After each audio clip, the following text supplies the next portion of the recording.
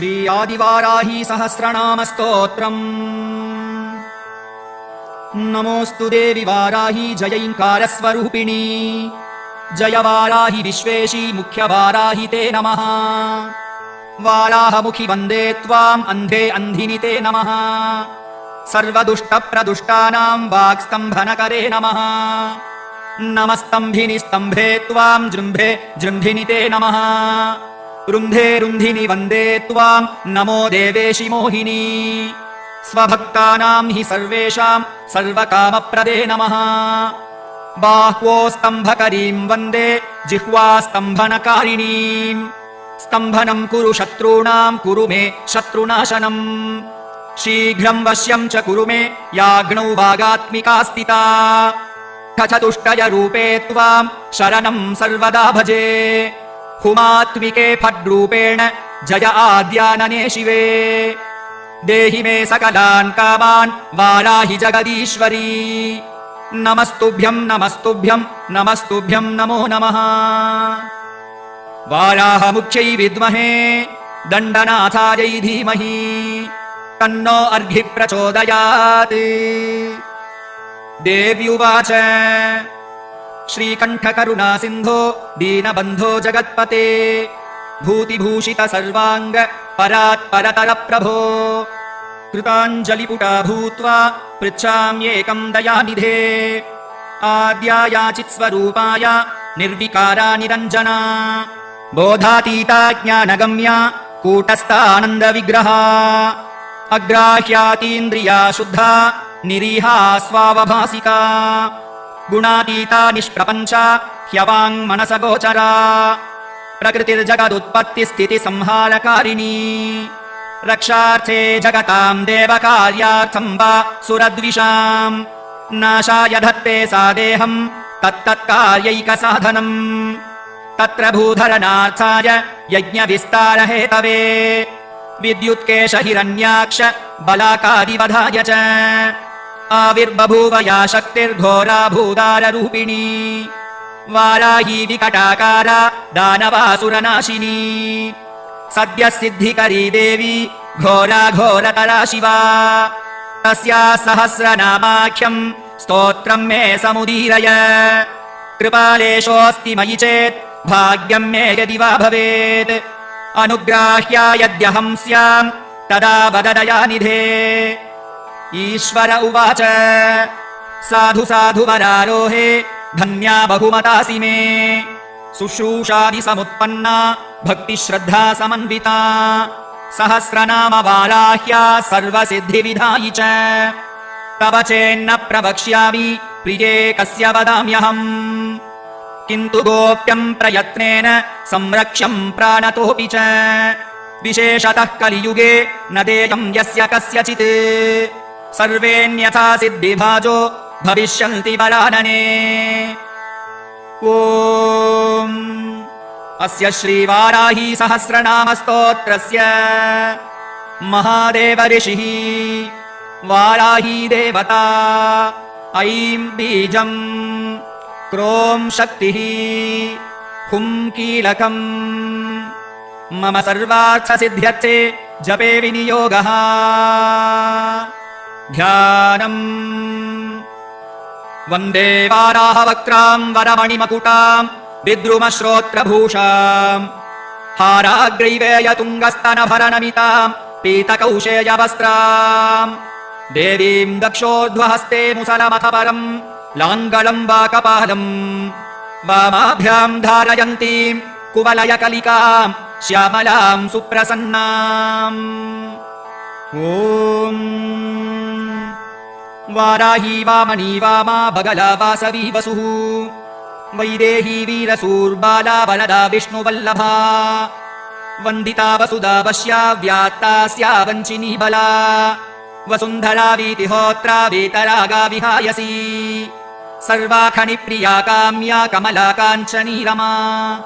धूम्रा कपालिनी वामा कुरुकुल्ला कलावती। यां याग्नेयीधरा धन्या धर्मिणी ध्यानिनी ध्रुवा। धृतिर्लक्ष्मीर्जया तुष्टिः शक्तिर्मेधा तपस्विनी। वेधा जया कृतिः कान्ति स्वाहा शान्तिर्दमः रतिः।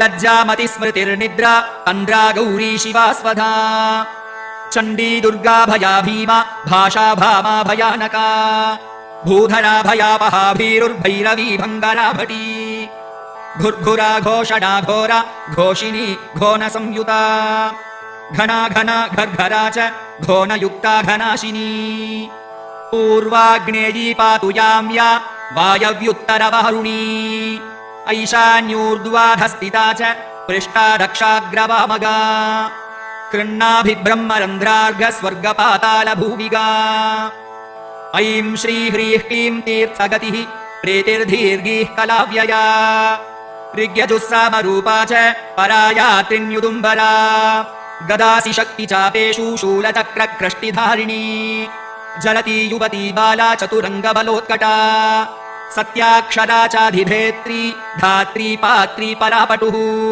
क्षेत्रज्ञा कम्पिनी ज्येष्ठा दूरधर्षा दुरन्धरा मालिनी मानिनी माता माननीया मनस्विनी महोत्कटा मन्युकरी मनुरूपा मनोजवा मेदस्विनी मध्यलता मधुपा मङ्गलामरा माया माता मयहरी मृडानी महिला मृतिः महादेवी मोहहरी मञ्जुर्मृत्युञ्जयामला मांसलामानवामूला महारात्रिर्महालसा मृगाङ्कामीनकारी स्यान् महिषघ्नी मदन्तिका मूर्छा मोहमृषा मोघा मदमृत्युमलापः सिंहक्षमहिषव्याघ्रमृगक्रोडाननाधुनी धरिणी धारिणी धेनुर्धरिद्री धावनी धवा धर्मध्वनाध्यानपरा धनधान्यधरा प्रदा पापदोषरिपुव्याधि नाशिनी सिद्धिदायिनी कलाकाष्ठात्रपापक्षा हस्त्रुटिश्वासरूपिणी समृद्धा सुभुजा रौद्री राधाराकारमारणिः रामारतिः प्रिया रुष्टा रक्षिणी रविमध्यगा रजनी रमणी रेवा रङ्किनी रञ्जिनी रमा रोषा रोषवती रूक्षा करिराज्यप्रदारता रूक्षा रूपवती रास्या रुद्राणी रणपण्डिता गङ्गा च यमुना चैव सरस्वती स्वसूर्मधुः गण्डकी तुङ्गभद्रा च कावेरी कौशिकी पटुः खड्गो रगवती चारा सहस्राक्षा प्रदर्दना सर्वज्ञा शाङ्करी शास्त्री जटाधारिण्ययोरदा यावनी सौरभी कुब्जा वक्रतुण्डा वधोद्यता चन्द्रापीडा वेदवेद्या शङ्खिनी नीललोहिता ध्यानातीता परिच्छेद्या मृत्युरूपा त्रिवर्गदा अरूपा बहुरूपा च नानारूपा नतानना वृषा कपिर्वृषारूढा वृषेशी वृषवाहना वृषप्रिया वृषावर्ता वृषपर्वा वृषाकृतिः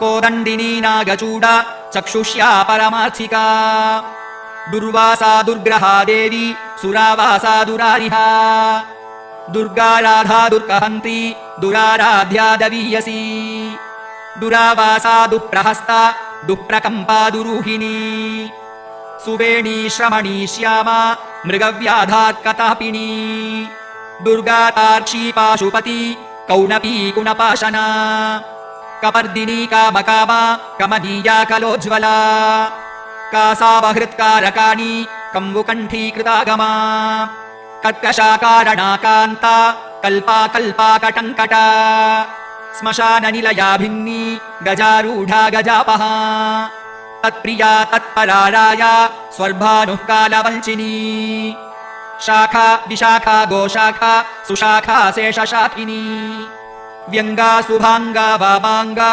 नीलाङ्गानङ्गरूपिणी साङ्गोपाङ्गा च शारङ्गा शुभाङ्गा रङ्गरूपिणी भद्रा सुभद्रा भद्राक्षी सिंहिका विनतादितिः हृद्या पद्या सुपद्या च गद्यपद्यप्रिया प्रसूः चच्चिका भोगवत्यम्बा सारसी शबरी नटी योगिनी पुष्कलानन्ता परा साङ्ख्या शची सती निम्नगा निम्ननाभिश्च सहिष्णुर्जाकृती लिपिः दमयन्ती दवीदण्डोद्दण्डिनी दारदायिका दीपिनी धाविनी धात्री दक्षकन्या दरिद्रती दाहिनी द्रविणी दर्वी दण्डिनी दण्डनायिका दानप्रिया दोषहन्त्री दुःखदारिद्र्यनाशिनी दोषदा दोषकृद्दोग्ध्री दोहदा देविकादना दर्वीकरी दुर्वलिता दुर्युगाद्वयवादिनी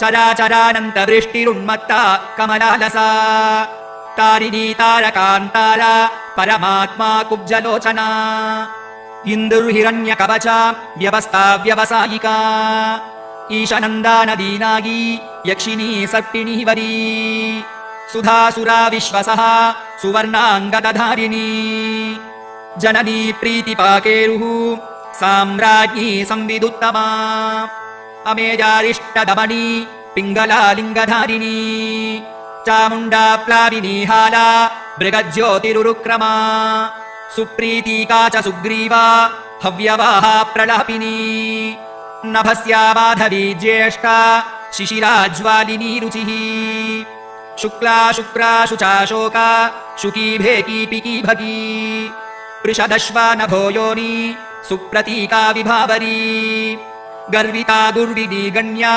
गुरुर्गुरुतरी गया गन्धर्वी गणिका गुन्द्रा गारुडी गोपिकाग्रगा गणेशी गामिनी गन्त्री गोपतिर्गन्धिनी गवी गर्जिता गाननी गोना गोरक्षा गोविताङ्गतिः ग्राचिकी ग्राचिकृद्गोष्ठी गर्भरूपा गुणैशिनी पारस्करी पाञ्चनदा बहुरूपा विरूपिका ऊहा व्यूहा दुरूहा च सम्मोहा मोहहारिणी यज्ञविग्रहिणी यज्ञा यायजूका यशस्विनी अग्निष्ठोमोऽत्यग्निष्ठोमो वाजपेयश्च षोडशी पुण्डरीकोऽश्वमेधश्च राजसूयश्च नाभसः स्विष्टकृद्बहु सौवर्णो गोसवश्च महाव्रतः विश्वजित् ब्रह्मयज्ञश्च प्राजापत्यः शिलायवः अश्वक्रान्तो रथक्रान्तो विष्णुक्रान्तो विभावसुः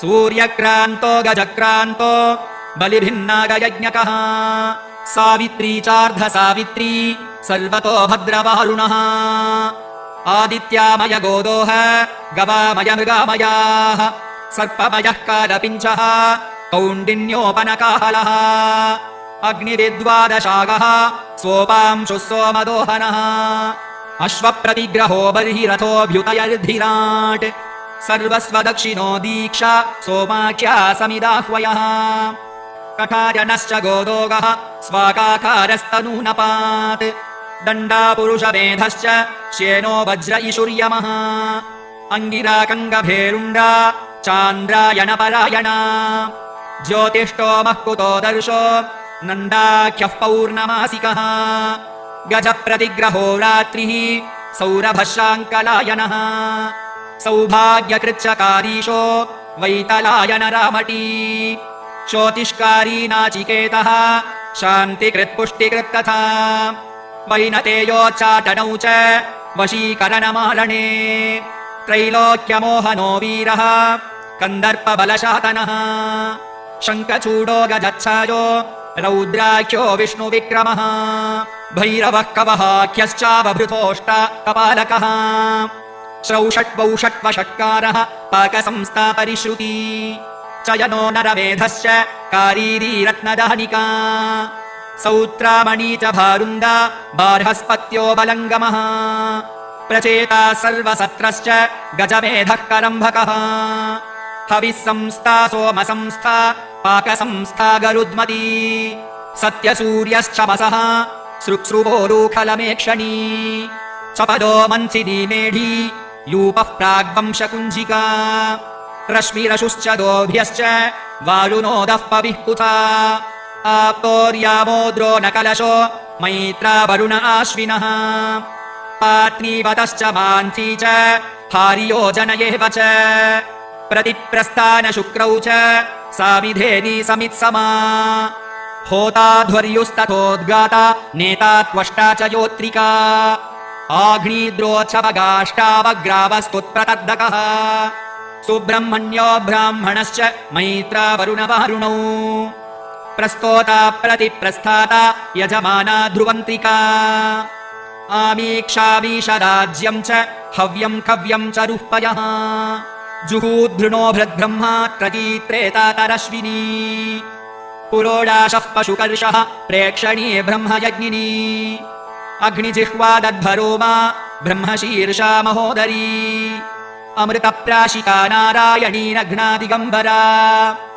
ओङ्कारिणी चतुर्वेदरूपा श्रुतिरनुल्बना अष्टादशभुजारम्भा सत्या गगनचारिणी भीमवक्त्रा महावक्त्रा कीर्तिरा कृष्णपिङ्गला कृष्णमूर्धा महामूर्धा घोरमूर्धा भयानना घोरानना घोरजिह्वा घोररावा महाव्रता दीप्तास्या दीप्तनेत्रा चण्डप्रहरणा जटी सुरभी सौनभी वीची छाया सन्ध्या च मांसला कृष्णा कृष्णाम्बरा कृष्ण शार्ङ्गिनी कृष्णवल्लभा त्रासिनी मोहिनी द्वेष्या मृत्युरूपा भयावहा भीषणा दानवेन्द्रघ्नी कल्पकर्त्री क्षयङ्करी अभया पृथिवी साध्वी केशिनी व्याधिजन्मः अक्षोभ्याह्लादिनी कन्या पवित्रारोपिणी शुभा कन्या देवी सुरादेवी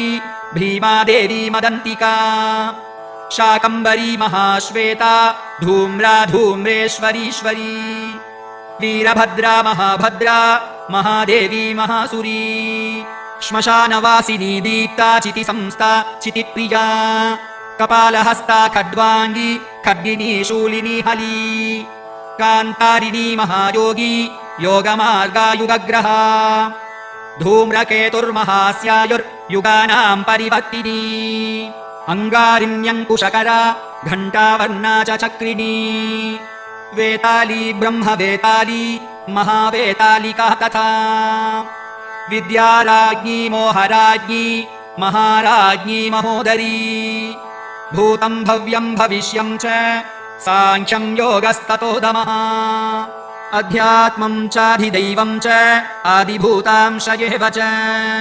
घण्टारवाविरूपाक्षी शिखिचित्श्री च यप्रिया खड्गशूलगदाहस्ता महिषासुरमर्दिनी मातङ्गी मत्तमातङ्गी कौशिकी ब्रह्मवादिनी उग्रतेजा सिद्धसेना जृम्भिनी मोहिनी तथा जया च विजया चैव विनता कद्रुरेव च धात्री विधात्री विक्रान्ता ध्वस्ता मूर्छा च मूर्छनी दमनी दामिनी दम्या चेदिनी तापिनी तपी बन्धिनी बाधिनी बन्ध्या बोधातीता बुधप्रिया हरिणी हारिणी हन्त्री धरिणी धारिणी धरा विसाधिनी साधिनी च सन्ध्या साङ्गोपणी प्रिया रेवती कालकर्णी च सिद्धिलक्ष्मीररुन्धती धर्मप्रिया धर्मरतिः धर्मिष्ठा धर्मचारिणी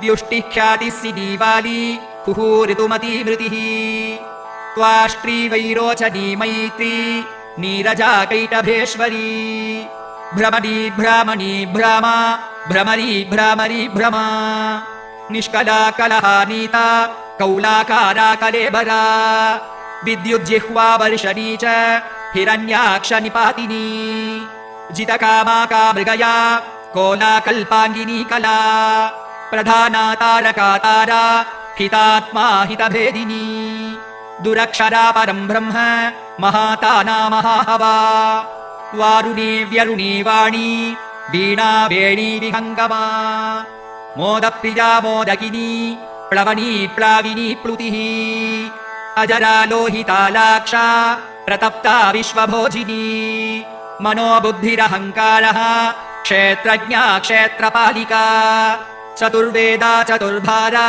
चतुरन्ता चरुप्रिया चर्विणी चोरिणी चारी चाङ्करी चर्मभैरवी निर्लेपा निष्प्रपञ्चा च प्रशान्ता नित्यविग्रहा स्तव्या स्तवप्रिया व्याला गुरुराश्रितवत्सला निष्कलङ्का निरालम्बा निर्द्वन्द्वा निष्परिग्रहा निर्गुणा निर्मला नित्या निरीहा निरघानवा निरिन्द्रिया निराभासा निर्मोहा नीतिनायिका निरिन्धना निष्कला च लीलाकारा निरामया मुण्डा विरूपा विकृता पिङ्गलाक्षी गुणोत्तरा पद्मगर्भा महागर्भा विश्वगर्भा विलक्षणा परमात्मा परेशानी परापारा परन्तपा संसारसेतुः क्रूराक्षी मूर्च्छा मत्तामनुप्रिया विस्मया दुर्जया दक्षा तनुहन्त्री दयालया